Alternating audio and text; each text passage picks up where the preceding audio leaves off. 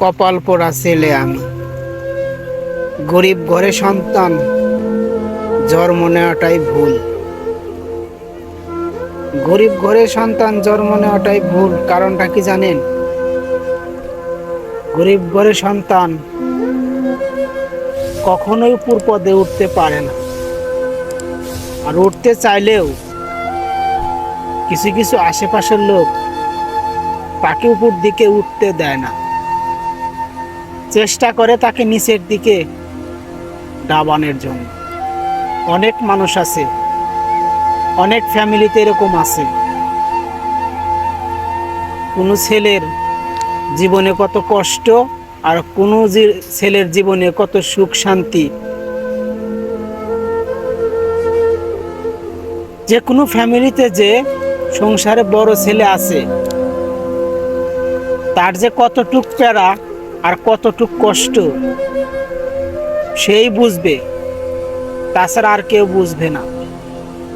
কারণ একটা সংসারে বড় ছেলে দিন রাত 24 ঘন্টাও কাজ করে পরিবারের কাছে, বাপ মায়ের কাছে মন পায় না।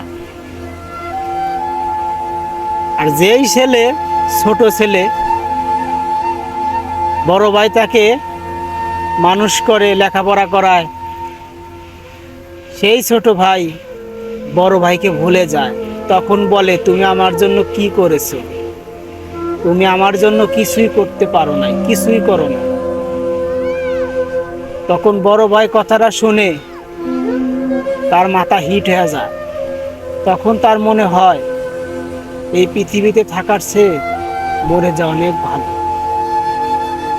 কিন্তু কিচ্ছু করার নাই, পৃথিবীটা এমনই। শুধু আজকে যে আমি এরকম পড়েছি তা না, আমার মতো শত শত হাজার লোক এরকম পড়েছে। তাদেরও মনে কষ্ট, মনে মনে স্বপ্ন ছিল একদিন প্রবাসী হব। ইনশাআল্লাহ আল্লাহ স্বপ্ন পূরণ করেছে। তবে বাপের কোনো টাকা পয়সা ছিল না, সুদের উপরে টাকা নিয়ে, কিস্তির উপরে টাকা নিয়ে, আত্মীয় স্বজনের কাছে টাকা পয়সা নিয়ে ঋণ করে এই প্রবাসে আসি। প্রবাসে এসে যদি ঠিক মতো যদি কাজ কাম না পাই, তখন বাড়ি থেকে চাপ দেয়, কিস্তির টাকা দিতে হবে, সুদের টাকা দিতে হবে, আত্মীয় স্বজনের টাকা দিতে হবে। তখন আর ওই ছেলেটার কোনো কথা থাকে না। পরিবার তো জানে না যে ছেলেটা এখনো কাজ কাম পায় নাই, প্রবাসে গেছে, কি খায় কি পরে এসব কোনো কথা নাই।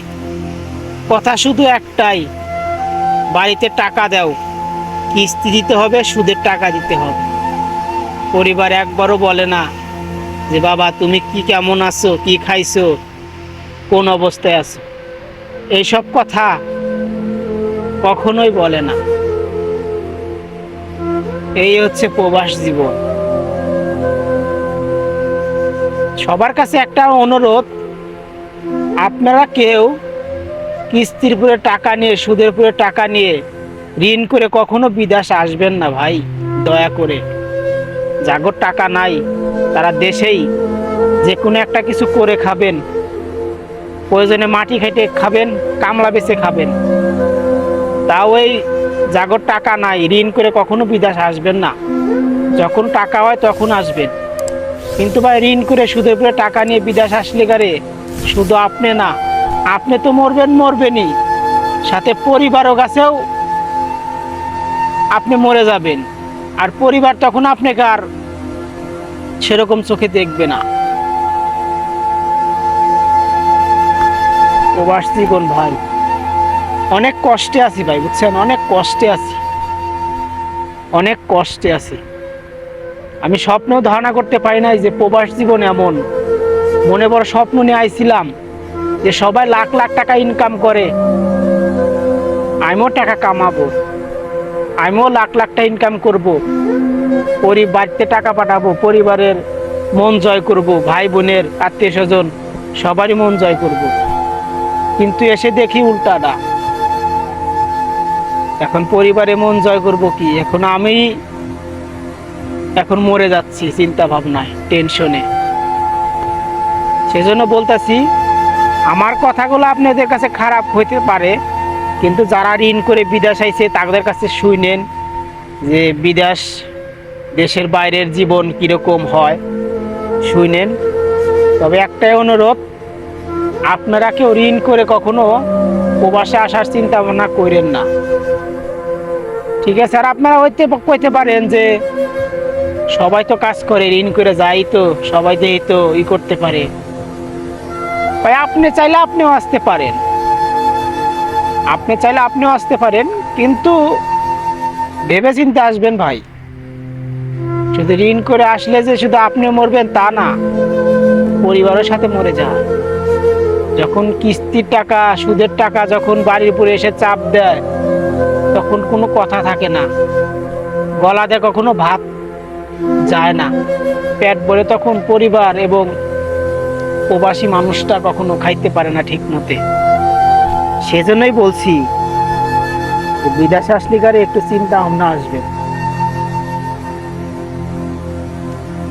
আশা করি আমার কথাগুলো শুনবেন। আমার কথার ভিতরে যদি ভুল হয়ে থাকে তো মাফ করে দিবেন।